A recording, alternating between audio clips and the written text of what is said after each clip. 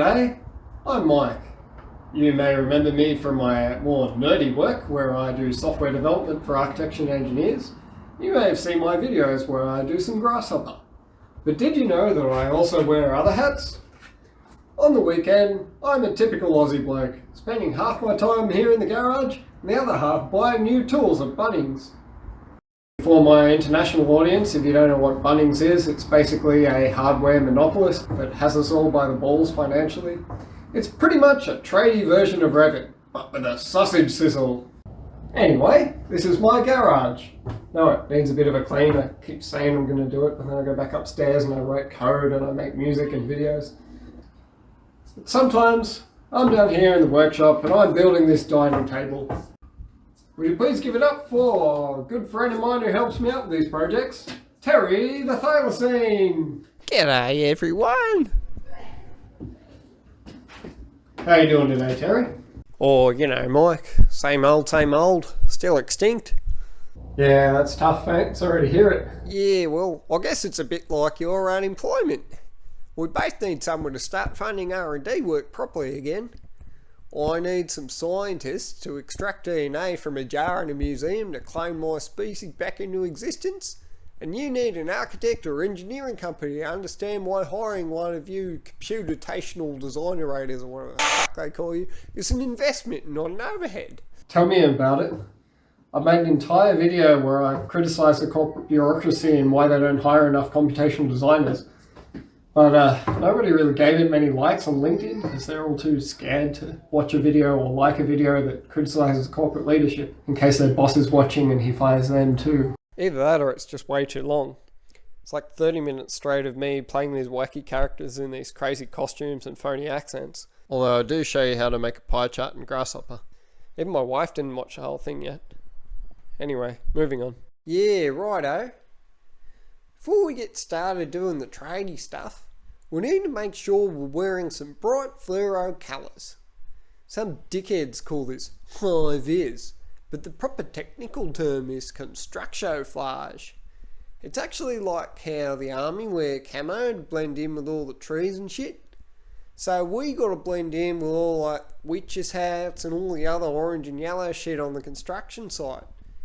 It's a safety thing. And then die itchy, as the Japanese say. The last thing you want to do is express your individuality too much to reveal yourself to be anything other than a neurotypical heteronormative sport-loving beer-drinking meat-eating blokey bloke that definitely doesn't play with soft toys.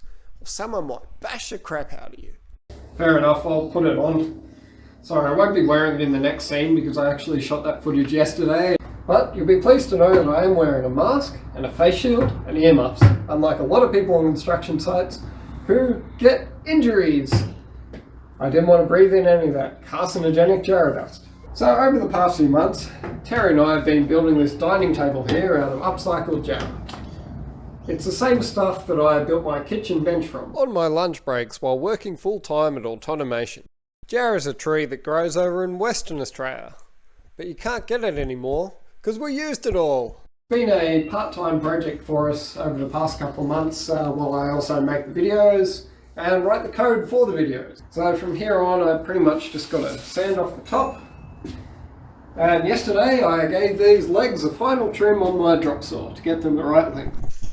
Make the clamp nice tight, get your hand out of the way, switch it on, okay. Plastic thingy up. Yep.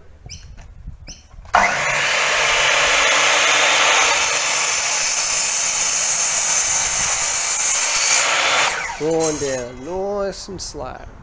It's not a guillotine in the French Revolution.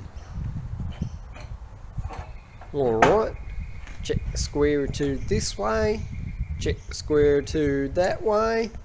You're all good. And today we're going to be showing you how to adjust a drop saw. Tip when using a drop saw is that if you want to do a really square cut, you need to calibrate the saw incorrectly, because those dickheads back at the factory said it wrong in the first place. You can change the cut of the XY plane by loosening this knob.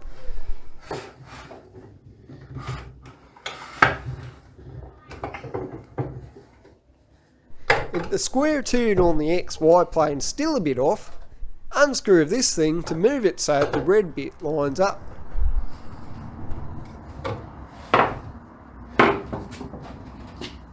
This plastic safety guard gets in the way. Bloody annoying. If you loosen this teal adjusterator here, you can adjust the blade on the YZ plane.